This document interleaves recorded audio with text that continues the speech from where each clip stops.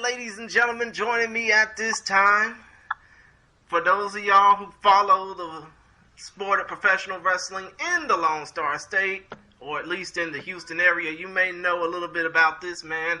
He is the former Reality of Wrestling television and heavyweight champion, and he's currently blazing a trail in the professional wrestling ranks in the city of Houston and the state of Texas.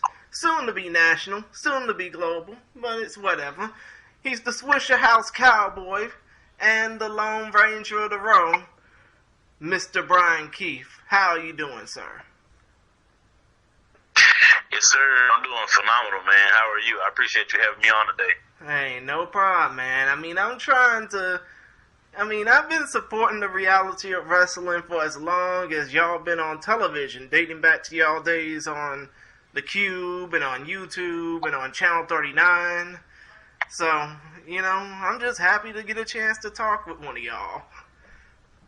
Y'all definitely. I appreciate that. Y'all only seen me via Twitter, so to speak.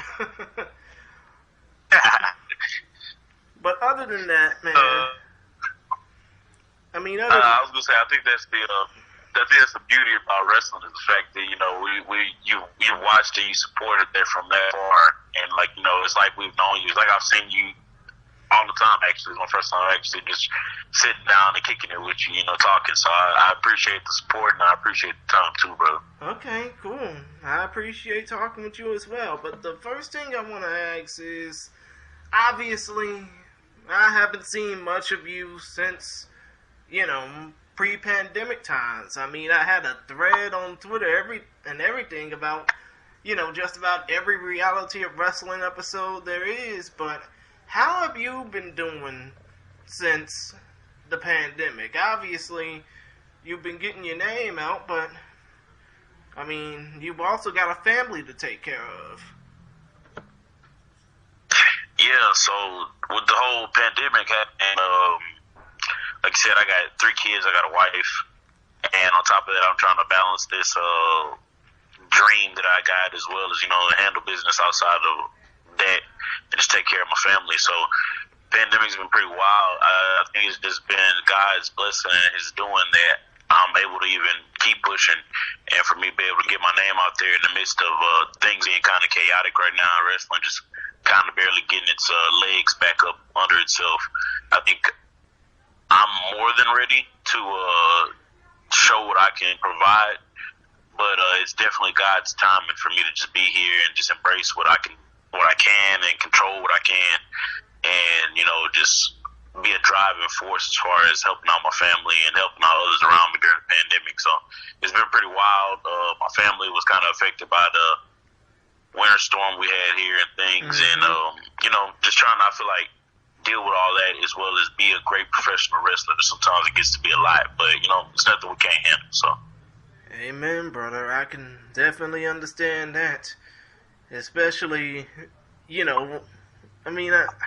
I'm not trying to basically put this all on myself, but I also have my family's also been dealing with the winter storm and with COVID and stuff.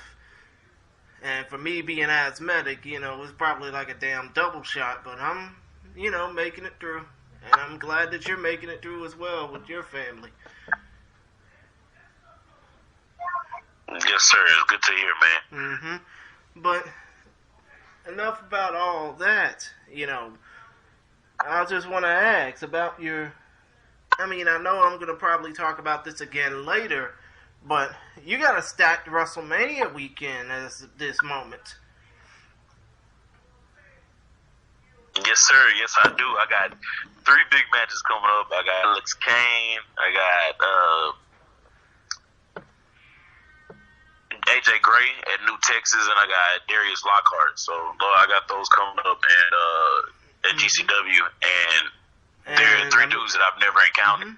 And the 3 dudes that latter, I've never wrestled before. And I'm sorry to interrupt, even though it's kind of my thing, the latter of those 3 matches, Darius Lockhart, that's on the All African American show For the Culture.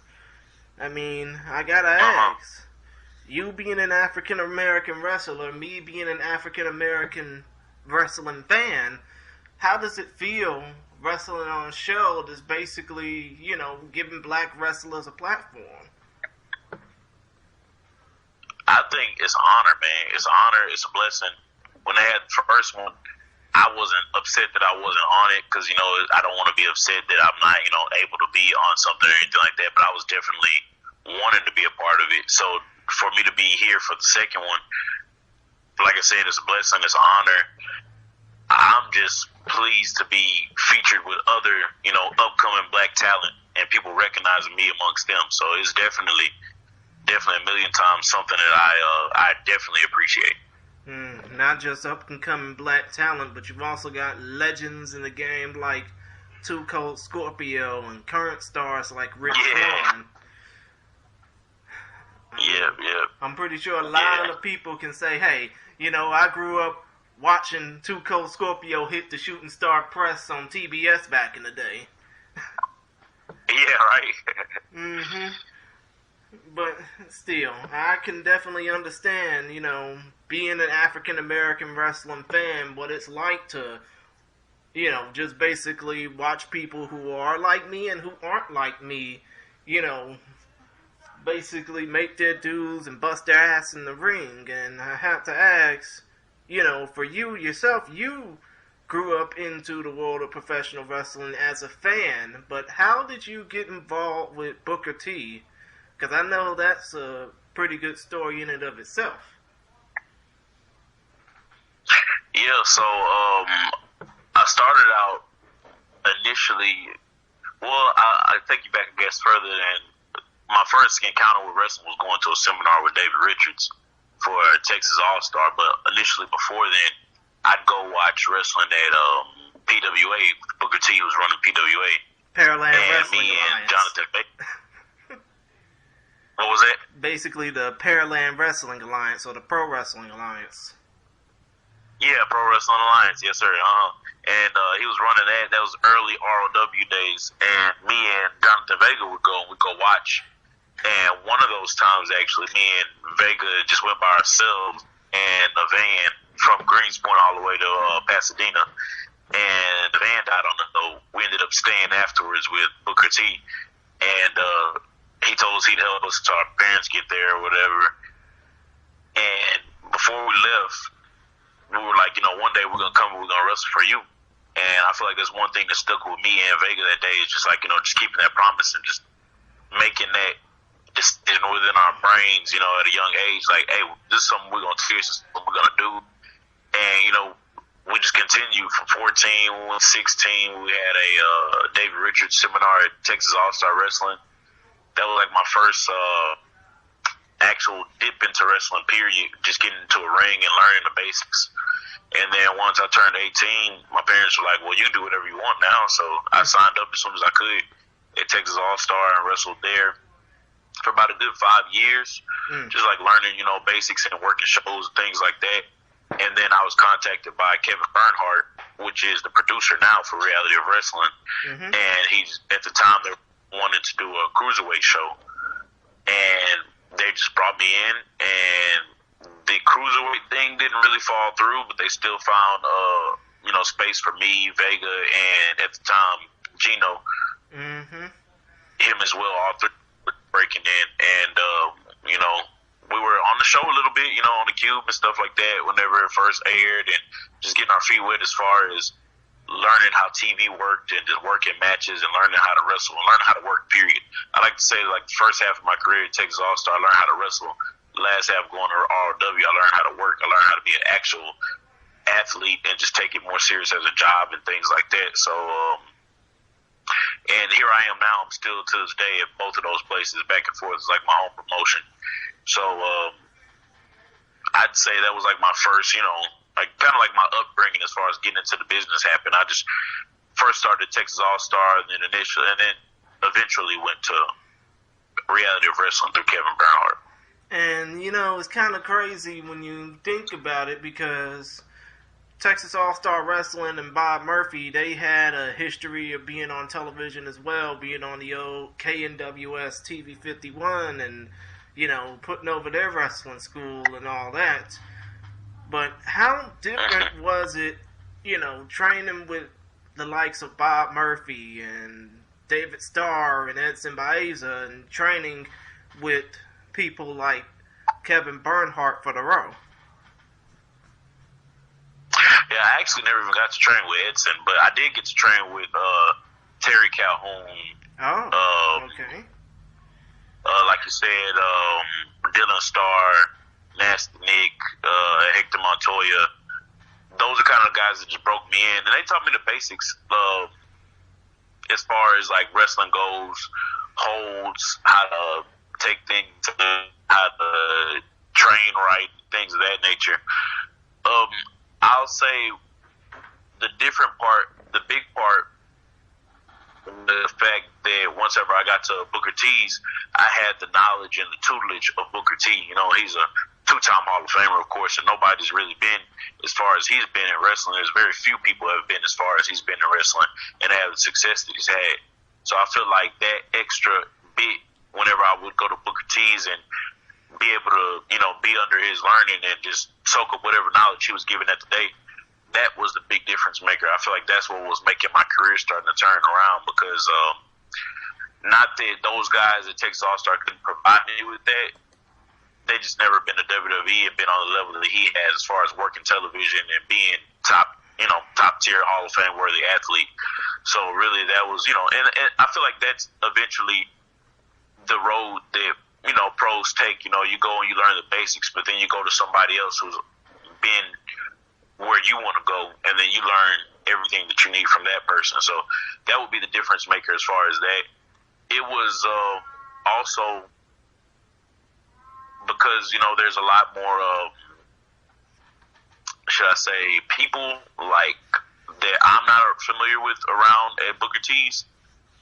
I live mostly around the people that were at Texas All-Star, so I kind of knew most of the people, but at Booker T's, you know, it's kind of further out there, so there's a lot more people that I didn't know, a lot of opportunities to train with like different people and learn a lot of new things as far as like learning Lucha Libre and other styles of well, that'd be the difference between both of them. And I mean, I can understand that, especially considering the fact that when you trained for Texas All-Star, you were just training one ring, one type of style, one type of energy. Whereas at the time where you trained under Wrestling Extreme Fitness, 9189 Winkler Street back in the day, and now wrestling at the Mall of the Mainland, you're basically wrestling in what's basically like a wall-to-wall wrestling emporium. You're learning the tools and the tricks of the trade from everybody from Booker T, Ryan Davidson, you know, Brad Gilmore, Lord Trillmore, as I call him. You're basically learning the trade from just about everybody in this wall-to-wall wrestling warehouse. Yeah, and I was going to say one more thing about that, actually, too. I forgot. I lost my thought. But pretty much like you're saying, it was just more opportunity. Yeah, it was just more opportunities to learn from a lot more different people and just learn different things from people who've been in different places than I was. So I feel like that was just the difference for me. Understood. And obviously, when you started out wrestling for the Row, you had to face off against guys like Aiden Cristiano and Rex Andrews back when he was Sergey Volkov and Jarrett Wayne and all them. But in 2015, your big break at the Pasadena Convention Center was when you defeated Ryan Davidson inside the steel cage to win the Reality of Wrestling television title at the final heat. Obviously, you must have gone through like a ton of emotions that night, you know, just to break out, just to be yourself. But how was going through that particular style of match against, you know, Ryan Davidson before he became the Davidson Drip we all know and love now, and, you know, all that craziness that went on with it? Man, it was, I feel like the lead up to it was wild, because before then I was in a feud with Team International at the time, Mm-hmm. When I first broke into TV, Sergey Volkov and Aiden Cristiano. My first rivalry, I'll say, or something for me to grasp onto as far as a story in professional wrestling was having that rivalry with Team International. But then right after that was me going against Ryan Davidson, and the build up for that with him having Stevie Ray on the side and me getting to work with Stevie Ray a little bit too, and then just learning from Ryan. Ryan was the first person I felt like I was able to get in the ring with and wrestle without, worrying about anything. Not really as far as being worried about anything, but just getting there and wrestle. I didn't have to think too much. I feel like the wheels would just turn, and then we would just get to places, and things would find a way of making themselves happen and things like that. So I feel like as far as me holding on to that story and being young and just developing throughout that story and it building up, and then it building up to Final Heat, which is that's where Booker T was coming out to defend the tag team championships with his brother. So that event was already important anyway, way more important than what was going on, with me. But to be on that card as well, and in that same building where I won that championship, that was the building where I met Booker T at and told him, one day I'm going to come back and I'm going to wrestle for you. So the emotions were literally just oozing out of me that day. Literally after I won the championship and I got the pin, I was, it was tears of joy, and I couldn't hold them back. But it was because I remember me as a kid, 14, 13 years old, telling Booker T, one day I'm going to come back and I'm going to wrestle for you. And here I am in that building, jumping off the top of a cage, landing on my opponent. 1, 2, 3, and the whole building goes crazy. My family, my friends were there. It was truly out of a movie, really. And that's like one of my favorite wrestling moments of my career, honestly. So it was a blessing.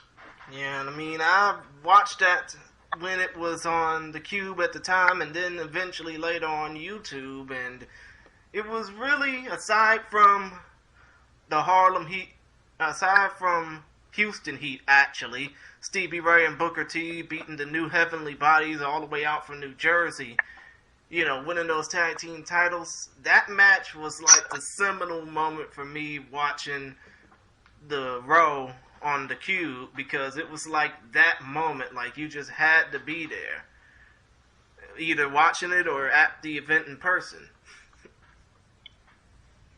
Yeah, and then just play out like how I did, man. It's like most people don't know that story. That I tell them like I was there in that same building whenever I was a kid, making that promise to Booker T that I'd come back and wrestle for him. And I feel like the fact that happened, God just that was just the icing on the cake, man. It couldn't have been, that story couldn't have been written any better, man. It brought me to tears, that's for sure. Exactly, brother. Now, when it comes down to, obviously, the rest of your title reign, you faced off against names like Cedric Payne, Cameron Cole, Gustavo Mendoza, Big Paul Titan, a.k.a. Parviz. And, obviously, would you say that Rex Andrews is like your common opponent because you lost the TV title to him? You competed in the ring more times against him for that title than anybody else, at least what I can remember. I mean, what are your thoughts about Rex Andrews? And, do you think that if given the opportunity that he would probably be wrestling some of the same places you're wrestling at now? Yeah, definitely, man. There's no doubt. Even beyond that, he's got his company Pathway training happening right now. He's killing that. But there's no doubt if he was still wrestling now, man, he'd be more than where he'd probably be past where I'm going. That's for sure. But as far as he goes, Rex Andrews and the name Bryan Keith, I feel like what we had and what we were able to produce was just really.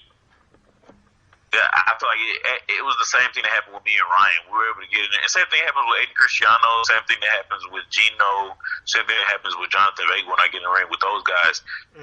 I just got that chemistry with those guys. And it just happens. The chemistry is just there. So I feel like with me and Rex, the chemistry was just there. And added on top of the fact, both of us are really tough. Both of us were not short of wanting to damage the other person. So I feel like the battles were just getting so intense that everybody was just wanting to see more and more, like, what are we going to do? We had a handful of matches, man, that every time they were we were booked against each other, people weren't disappointed for us to still be going against each other. Everyone's still excited just as much. And to this day, you know, if I was able to get to wrestle on the day, in a heartbeat, I'd love to work with Stickler, you know, because I just feel like we have that chemistry a lot. We both enjoy the same type of wrestling, I feel like, and I feel like that's what shows, you know, we mesh really well because we kind of cling towards that shoot style of wrestling slash, you know, Japanese style almost, you know. I feel like we just complement each other well, so. And you know, speaking of shoot style wrestling, you know there's a promotion out there in Japan called GLEAT. It's supposed to be it's late. Yep. Yeah, supposed to be romanicized as great, but still, would you? I mean, if this whole pandemic passes over and you know Japan lets people back into their country, obviously you want to wrestle for that promotion, right? Because Paul Titan is basically saying he's going to wrestle. He's going to be wrestling there. Mm-hmm. Yeah, and he's actually already been in deals with working with, I want to say like Wrestle One a little bit and Glade. So if they're opening up the doors and they're allowing people to go, I'm going to go as quick as I can, brother. I know they got the New Japan USA here in the U.S., so that's something I definitely like to throw my hat into. They got Shabazan training people over there, and it'd be more than a pleasure and an honor to train under him. So, I mean, that's honestly the route I'd like to go. I'd love to wrestle in Mexico a little bit. I've been in talks with Ricky Marvin. Did a couple of seminars here in the U.S. trying me to go over there whenever things get right. And, I mean, heck, even in the U.K., if I could get some people over there willing to take me to the U.K., I just noticed that the best wrestlers in the world are the ones that are world traveled and have gone the roads. The Eddie Guerreros, the Dean Malenkos, the guys that I hold in high regard as far as professional wrestling goes, Finley, William Regal, they've been to all those countries and they've wrestled in those places. And as far as my liking for professional wrestling, it leans heavily towards Japanese professional wrestling. So it's definitely one place I like to go, you know, throw my hat into and just, you know, state my claim as one of the best professional wrestlers in the world. I'd love to. Understood. I mean, would you basically say that T.J. Perkins is one of those guys, you know, that would be world travel? Because you faced off against him, albeit in a bit of a 2-minute, 15-second squash, on WWE television, but would you say that he's one of those well-traveled veterans? Yeah, definitely. He started in the New Japan US dojo. He's the reason for the system with Daniel Bryan. I want to say Shinsuke was over there a while too, and Marufuji. There's a bunch of them starting off as far as the New Japan dojo and the US system and things like that. But yeah, he's definitely a guy up there. And even when the little I did get to work with him, it wasn't nothing, you know, too spectacular as far as like being able to show my abilities and things like that. But I definitely enjoyed what happened. And it was, to me, for both of us, I felt like it was the smoothest that it definitely could have gone. And it's something that's been well remembered as far as like WWE TV goes. Nobody's really ever shot a promo mid-match while they beat their opponent. So I think that was pretty cool to be a part of. And the caliber that, you know, TJP is, the guy, like I said, coming out of New Japan, is one of the early PWG guys. We know how epic PWG is in the US. And then, you know, going on, just having the success he has in his career, TNA, WWE, Ring of Honor, everywhere he's been a complete success. So I'd say he's definitely one of those guys, and it was a good opportunity to work with him as well. For that match, actually, our agent was Arn Anderson, so I got to work with him as well, and that was a dream come true as well, man. It was really crazy for me, really surreal experience. Yeah, I bet it probably was, especially considering the fact that Arn Anderson is, you know, one of those legends in the business that you just can't say no to. He's one of those legends that, you know you're in good hands when you work in a match with him. Definitely. And it was like I said, it was literally the easiest experience ever. I feel like the fact that I was trained through Booker T's system, learning how TV works, how, you know, cameras work, how working television works. It literally made everything else 10 times easier. And then, like, I went out there and it all happened in a blur and then it was over. But it's definitely a time that I'll remember for the rest of my life. So. Understood. And I know that a time you would probably remember for the rest of your life. Obviously, it happened about 2 years ago, but you winning the Reality of Wrestling heavyweight title at the Rise to Wrestling Royalty event back in October 2019 over Bryan Davidson.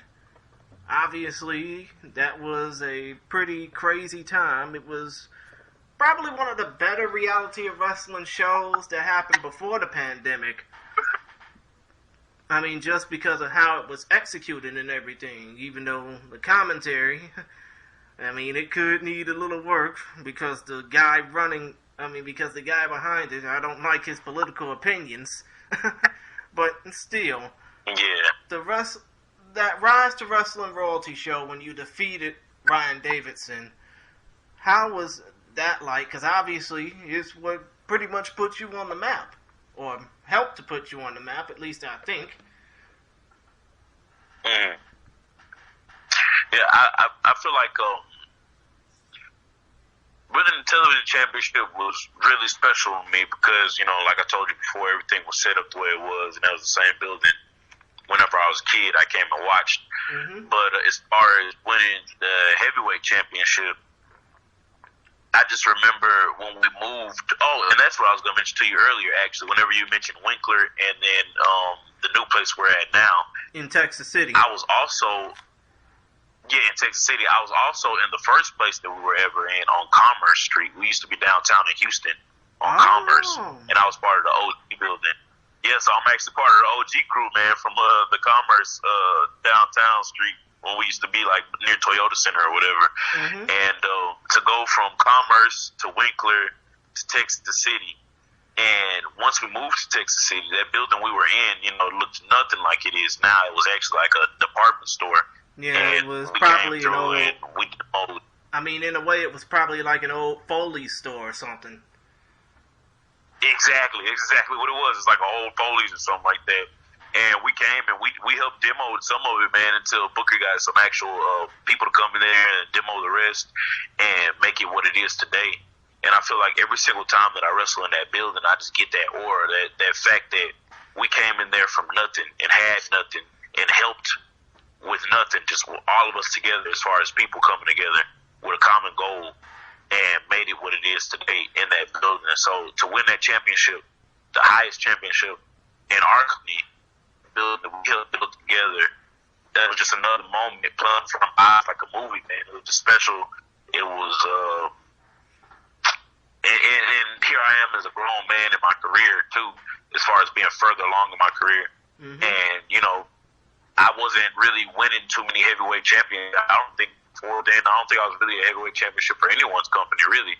So for that to be like my first actual heavyweight championship as this grown man that I am now, the wrestler that I am now, in the building that I helped build with my peers and my boss, it was, you know, just another movie-made image in front of my eyes, you know, for me to live out. So it was really, really a blessing. I mean, basically, you can say you wrestled and won a title in the building.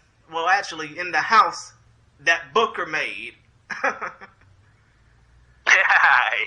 Yeah, that we all made, man. You know, of course, him. You know, because he's the driving force of it all. But I feel like that's what makes it special to me is the fact that reality wrestling is something that we can all take credit and be like, you know what, we put in some great work and a lot of great minds came together to create something that I pray and I know that will last for forever as far as Texas wrestling goes.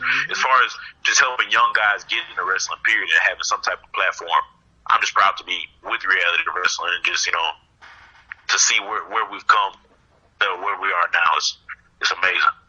Exactly, man, exactly. Now, I know, obviously, you're not the Reality of Wrestling heavyweight champion now. I mean, you're not the Reality of Wrestling heavyweight champion of the world anymore. You lost that title to Bryan Davidson at one of the drive-in shows outside the World's Gym Arena during the pandemic. But do you ever feel like, you know, maybe, just maybe, I can be champion again, or, I can go the path that Gino took and just wrestle all over the world, or wrestle all over the country. Man, honestly, I'd like to do both. I'd like to be champion. I mean, I know my day in the sun can't last for forever, but I'd like to be champion as long as I can, and I'd like to take it wherever I can. I'd like to just be able to show people what we've done in reality of wrestling and what we've done in Texas as far as Texas wrestling goes, just putting Texas on the map and showing people that people used to be like, man, Texas is a dead place to wrestle, or, they wouldn't want to book people because it would cost too much to get us out places and things like that. But Texas is such a hotbed of wrestling now, we're forcing people to put the eyes on us. So, I mean, honestly, right now, Bryan, every match is... And I'm sorry to interrupt, even though it's kind of my thing. In a way, if the Von Erichs, the Blanchards, and Paul Bosch, can make this place worthwhile back in the 60s all the way up through the 80s, and obviously right now with Booker T, with Bartek, with the other promotions around this damn state, anything can be possible. Yep. Exactly. It definitely can. And all it takes is those people to believe in that and see that. We're people just like you mentioned all those other guys before, the Von Erichs, Paul Bosch. They were people just like we are. There's no reason we can't grow to a success that they did in their lives and stuff like that. So that's the goal. And right now, my goal, as far as just wrestling period, is just out there and have the best match that I can every single time. The championships are going to come, the success is going to come, but I know that I have to control what's in between those ropes. So every single shot, I'm just trying to give it the best I can. So I feel like that's kind of probably what's been like, I guess, the deciding factor as far as getting eyes on me and things like that, is just committing to performing and committing to taking myself seriously. So, Understood. Now, to go all the way back full circle, obviously, WrestleMania weekend is right around the corner. As a matter of fact, from the time I'm talking to you right now, it's probably about 2 weeks away now. Because I know that next week, obviously, everything's going to get right. No, it's not 2 weeks away. It's less than 2 weeks away. A little over 10 days away before the first match. But still, you got a stacked weekend. You got a whole bunch of opponents, 3 actually, just to keep in mind. And you got more on the way with New Texas Pro and the Row and all these places. And Metroplex Wrestling as well, but still. Man, actually, not to cut you off, but actually, coming this Friday, I got a match against ACH, so that's another match I've been looking forward to, and I'm definitely excited for that. I forgot about that. That's going to be on IndieWrestling.tv, right? Yes, sir. Yes, it is. And around here in these parts, ACH is known as the King of Texas. And definitely well warranted, because, he's definitely putting the work. He's a guy who's been putting Texas on the map for forever and just defending Texas. So it's definitely warranted. But I'm coming around to state my claim and show that we ain't no slouches coming out of Texas. So I'm ready to go to war with the King of Texas, man. I mean, especially if you're going up against ACH, you're basically, obviously, I don't want to try and put it in a little biblical context, but it's basically like David versus Goliath, so to speak. You are a little squire going up against the king of Texas wrestling. And you're just hoping to prove to the king that you can go. Hey, I'm coming in with my slingshot and my rock, baby. Man. Amen, man. But I just hope you do well against ACH, but then you got Mania weekend coming up. Obviously, you've just mentioned 3 opponents. You just mentioned the fact that, obviously you're going to be wrestling against AJ Gray and Lee Moriarty.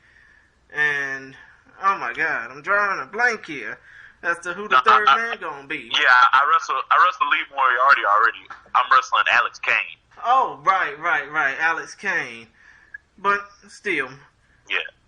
I hate to go back like in the beginning of the interview, but obviously, as an African-American professional wrestler, now, given the fact with the whole situation, the whole George Floyd situation, the whole Black Lives Matter movement just exploding since that happened, and all this other crazy stuff that's been happening, especially with our people of the African American community, not just since the pandemic, but for a long damn time.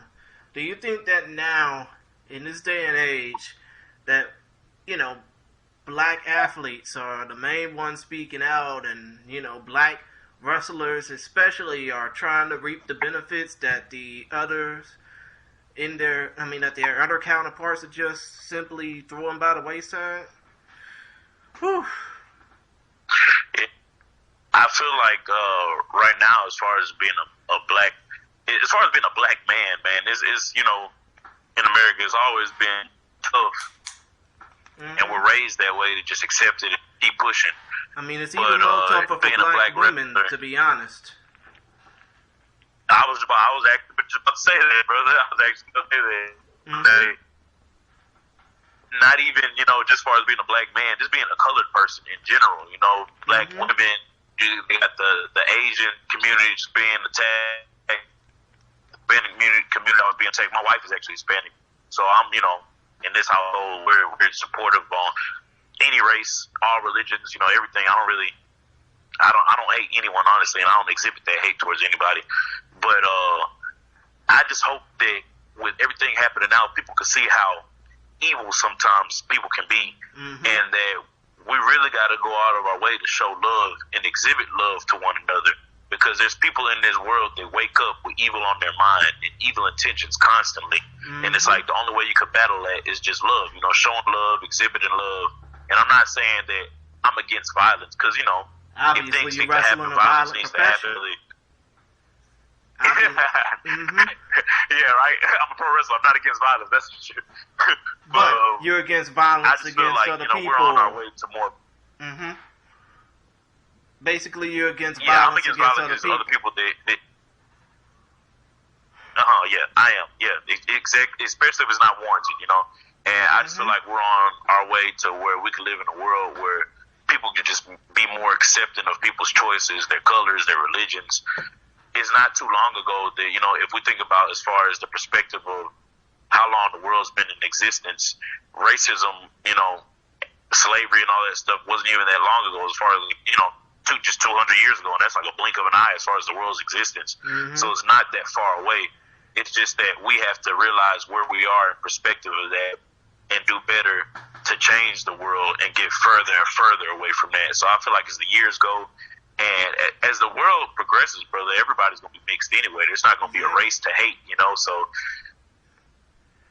I mean, exactly. What was it? Especially considering the fact that when you got people attacking folks of different creeds, cultures, and backgrounds, obviously, with the whole thing that happened about no less than 2 weeks ago, but that one guy in Atlanta slaughtering 6 Asian women, knowing damn well they were trying to provide for their families. And you gotta think back to the whole Charleston 9 situation of one crazy little white boy killing 9 parishioners.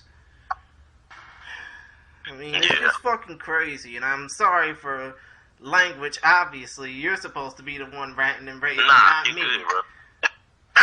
But still. Hey, honestly, brother, I feel the same way about it. And it's ridiculous, because one day you could just be up innocently waiting somewhere, chilling, enjoying your life, and somebody can come around and end your life like nothing just because they want to be a fucking dumbass that day. And it's like, it's kind of stupid to me.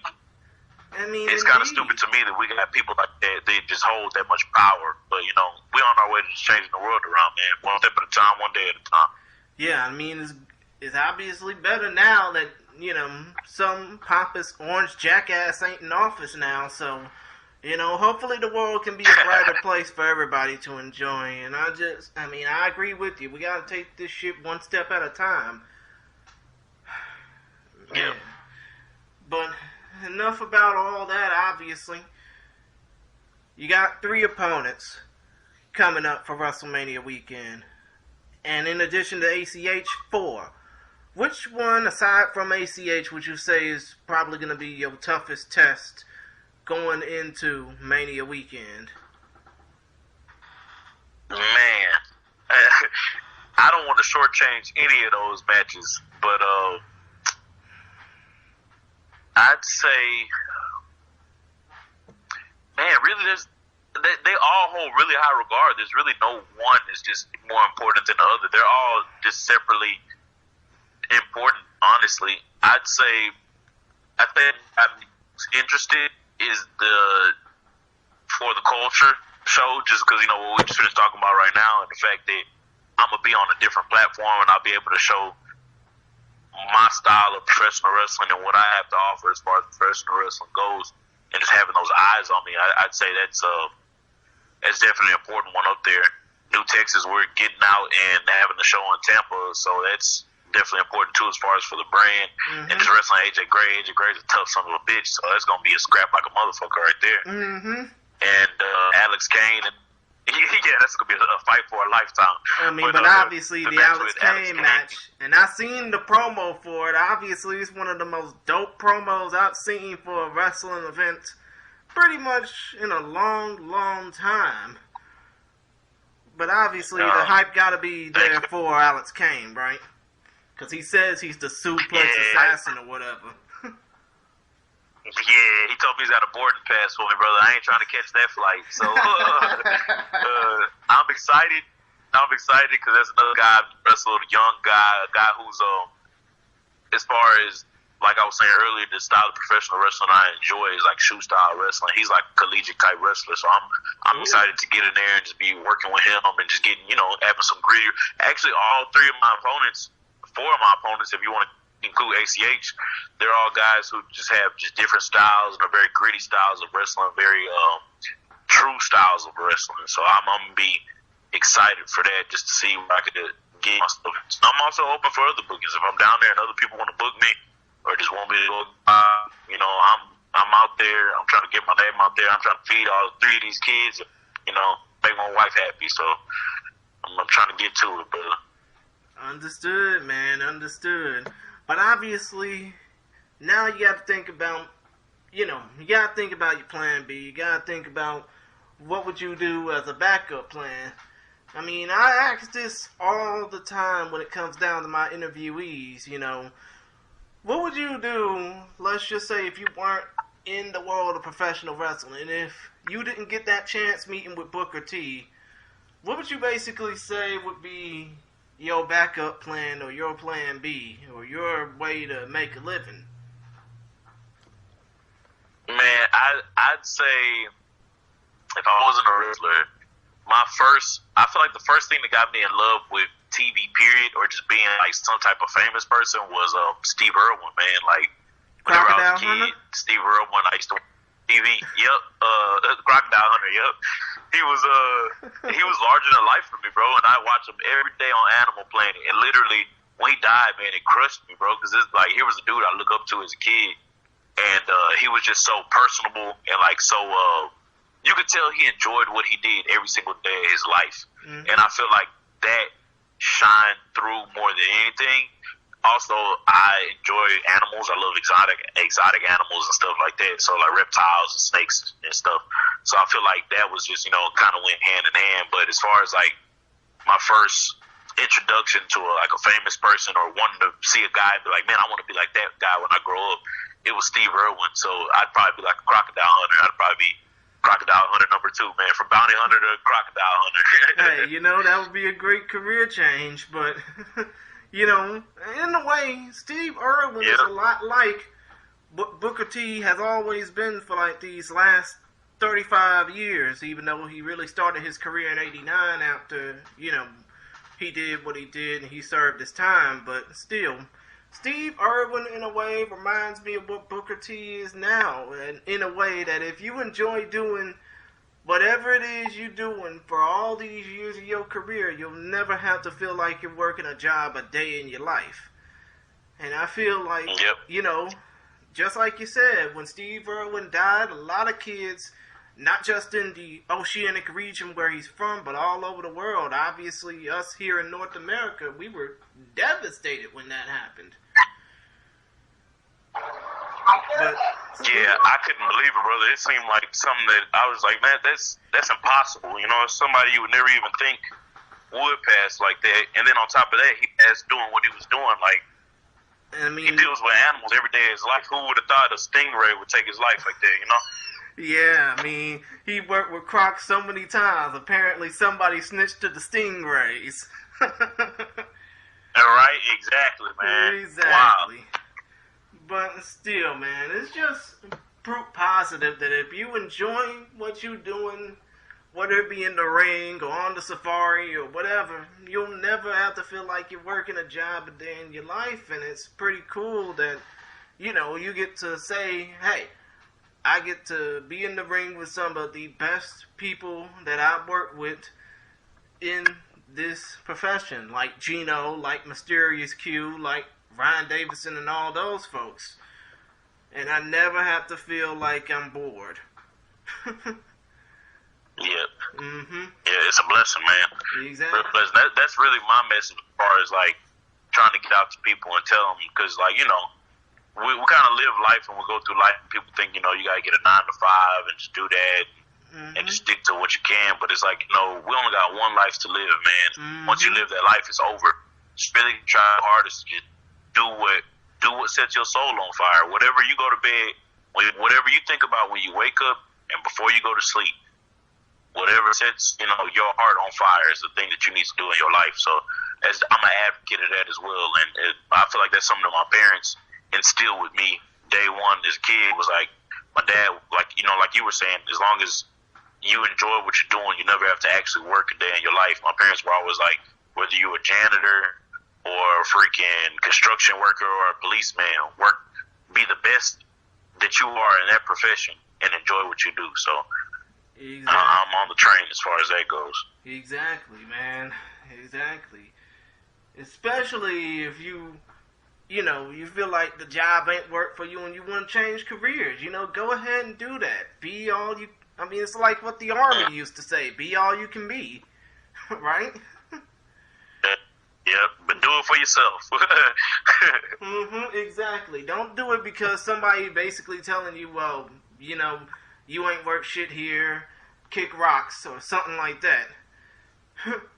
But still, man, I just want to say, you know, thank you for the time, you know, we had talking to one another. It's been actually a fun little, close to an hour we had. I just would like to ask a couple more questions before we get out of here. Obviously, how can people contact you? How can people get at you on social media? Yeah, so right now, people could contact me. You could hit me up through my email. My email is bwalk1009@gmail.com.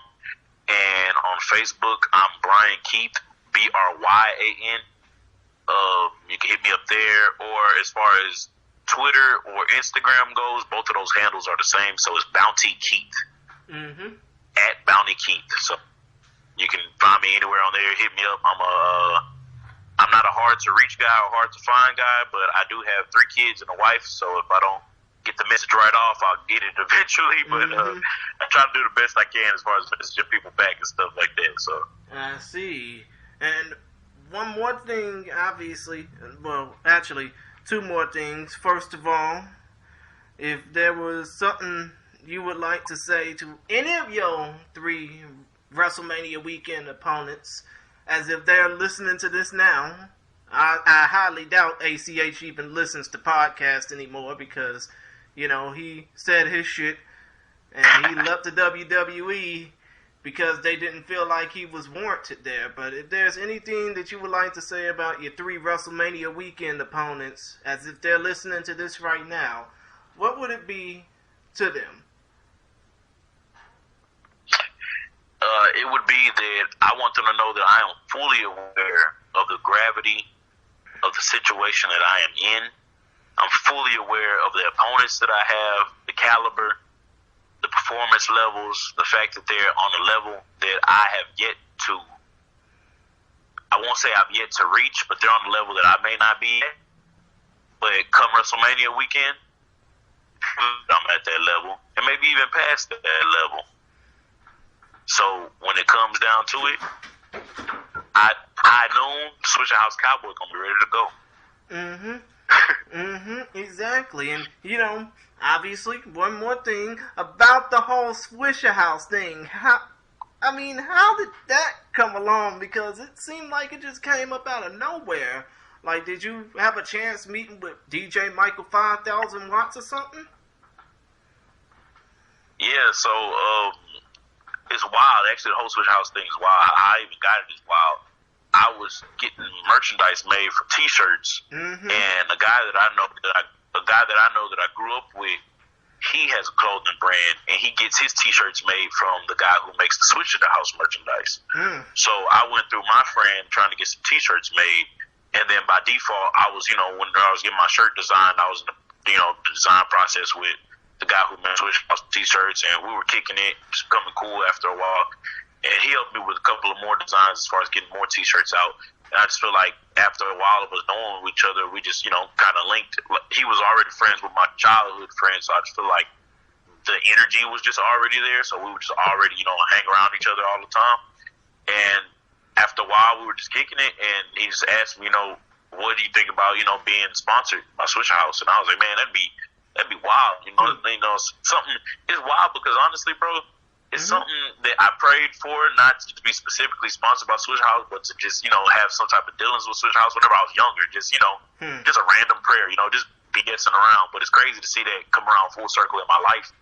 And, he's asked me what I think about being sponsored by him, and I was like, man, that'd be amazing. So, I want to say about like a week later, he came to me with like, a bunch of T-shirts and just beanies and hats and stuff, and, just told me, hey, I talked to G-Dash, and he wants to go full force with it. And I've been to a couple of community events with, they'll throw like community events for the Switch House, like Blood Belly and things like that, where they give away food for families during Christmas time. Or we have a Swisher Blast event, Merry Swishmas event, which is like Christmas event. So I've been to like a couple of those, and I feel like just being out there and just being accepted with the Switch House community, and people, I'll be at the events, people like, oh man, what, you a Switch House athlete? Like, I didn't even know they were sponsoring athletes, and it's like they don't really, but I'm the first one, and maybe first of many, So in a way, it's kind of like getting sponsored by Nike in this area, or if you're a professional boxer, it's like getting sponsored by Jay Prince or promoted by Jay Prince.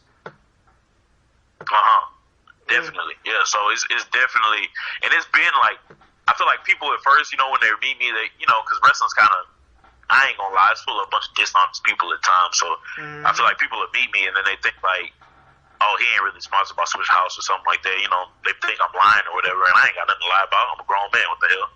But eventually they'll see that it's real, and then they'll see like, oh dang, he actually is affiliated with Switch House, and I guess they'll start messing with me then. But it's been really cool for me to just meet people outside of professional wrestling that don't really normally watch professional wrestling, and then like they hear about me, or they may see me at a show and be like, bro, I didn't even know Switch House was in wrestling, or I didn't, vice versa, I didn't know wrestling had anything to do with Switch House. So I think it's cool to merge those cultures, and honestly it was something that I always wanted to do anyway, was to merge the wrestling culture with the Houston culture, with the screw culture, with as far as the Japanese professional wrestling culture as well, and mixing all those together and just creating something of my own that I'm able to give out, as well as Western culture too, with the whole Cowboy Bounty Hunter stuff. So it's a lot of things that I try to brew together, and I feel like it was just cool to see people kind of get what I'm putting out there, and then the fact that I'm sponsored by Swisher House is kind of the icing on the cake,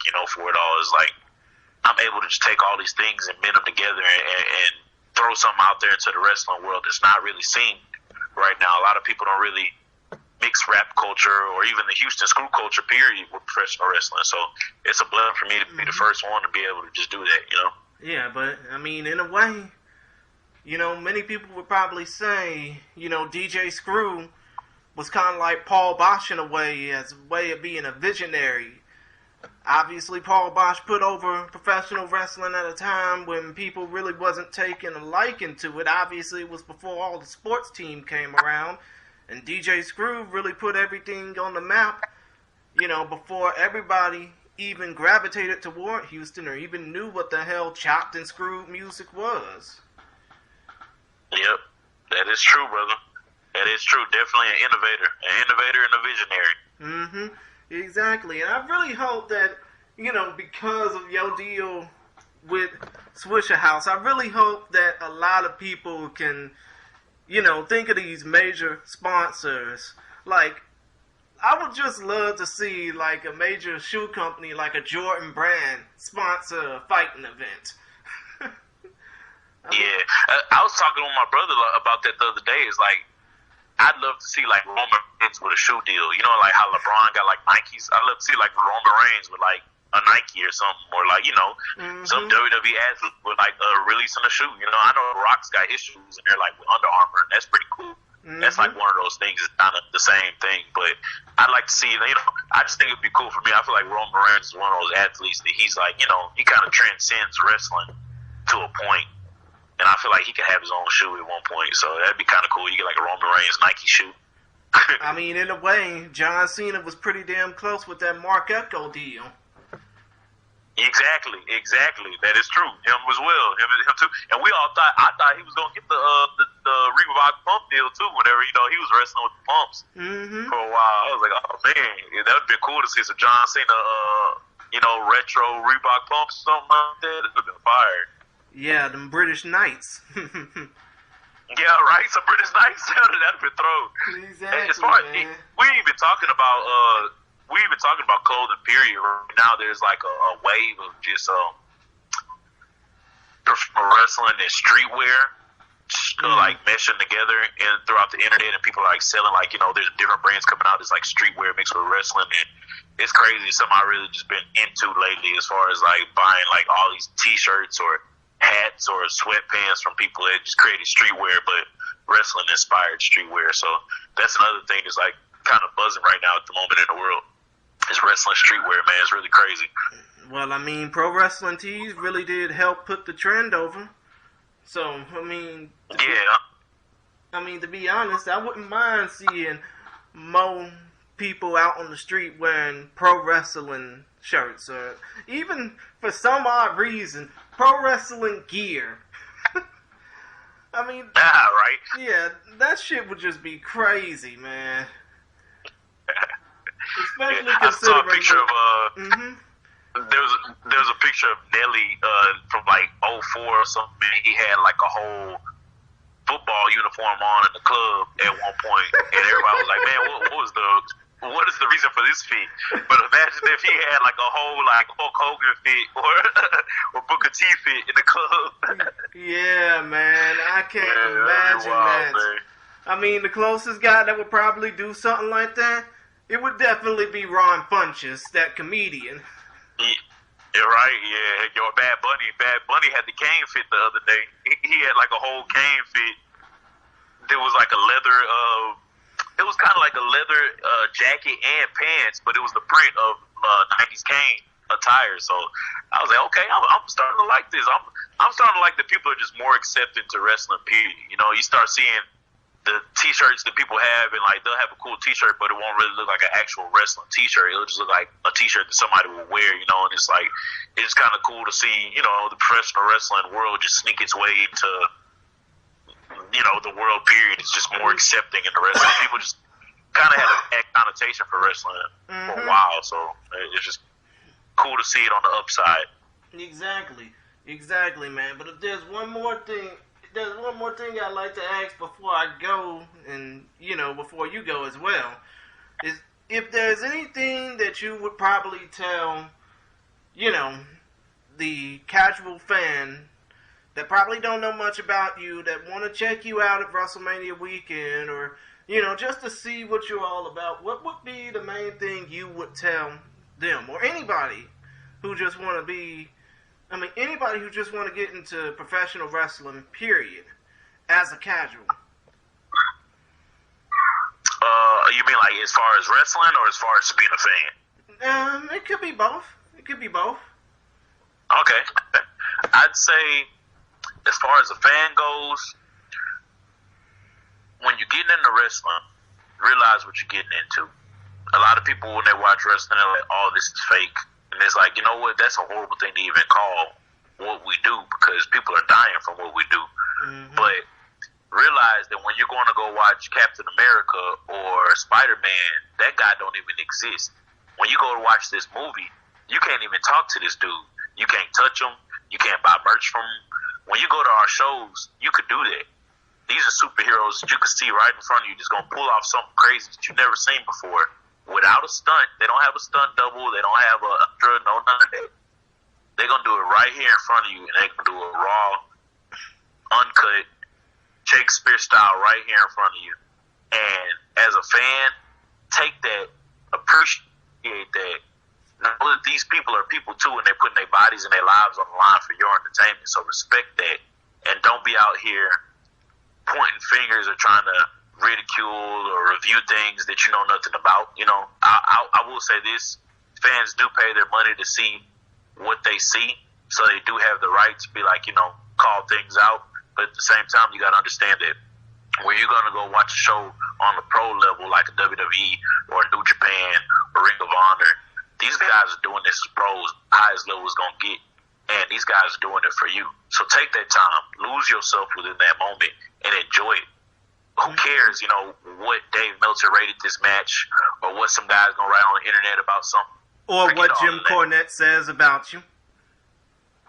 Exactly, what Jim Cornette's got to say. Forget what anybody got to say about anything. What's your opinion on what's happening right in front of you? Turn your phone off. Get somebody close to you that loves them with you, have a beer or two, eat a hot dog, and enjoy the time. Get lost in it, because I feel like a lot of times today people don't even enjoy things. They kind of go to concerts just to be there, just to say they were cool to be there, or they kind of go to shows to say they were there. Actually be at the show, interact, boo, cheer. Don't sit down. Too many wrestling shows I've been to, and people are just sitting down. And I mean, like, unless you're in Japan, unless you're in Japan, but you're basically required to sit down. Yes, that is true. Unless that's happening. But if not, please get as crazy as you need to be. Release the stress of the week. Mm-hmm. We're all there to release any stress that we got in our lives, period. So take that time and just lose yourself within that moment and truly just be a part of the show. And as far as people wanting to be workers and people wanting to be wrestlers, if I'd have one thing to say to them, I'd tell them to do it with their highest regard and do it with everything you got in your heart. Because like those people are paying to be there to see us, they wanted us to be top tier. They wanted us to take them on a ride and to show them something they've never seen before. So we got to keep this art of professional wrestling honest. We got to keep this art of professional wrestling true. And give these people the wrestling that people were witnessing back in the 70s and the 60s and when the first was happening. You know, people were so excited, so thrilled to be at the show. Literally, they weren't worried about if it was fake or what rating it was going to have or who was doing what, or, you know, nobody was worried about anything. They were worried about if this guy was going to conquer this guy on this night, and if he didn't, then hell, I'm coming back next time to see what happens next time. So I feel like as far as my advice to guys that want to be wrestlers and workers getting into this business, give it all you got. It's not guaranteed that you're going to make it. So you're going to have to work even more harder to put in the work. So, you know, you just got to, it's going to be obstacles left and right, no matter what. Nobody's got it easy. Nobody's got special privileges. Wrestling, it has no favorites, that's for sure. So you got to put in the work. Exactly. And with that, man, it's been an honor, privilege, and blessing just to talk to you, man. I know that you got like 10,000 things to do, especially right now, given the circumstances. But, you know, it's been fun talking with you. You know, all I got to say is I hope you enjoy yourself. You know, good luck, have fun, and I just hope you do well when it comes down to this star-studded week of matches coming up for you, especially considering the fact that you got a match Friday night against ACH as of this time recording. Yeah, that's the warmer for it all. That's gonna get me going. But I appreciate you, brother, and I appreciate your support for reality wrestling, and even for me, for my career, putting it out there on the internet, social media, just letting people know about us, bro. I mean, I appreciate it 100 times over, and it's been an honor and a privilege for me to sit here and talk with you. I mean, no problem, What was that? Bryan. I've been a fan of this thing since 2002 when I was like 9 years old.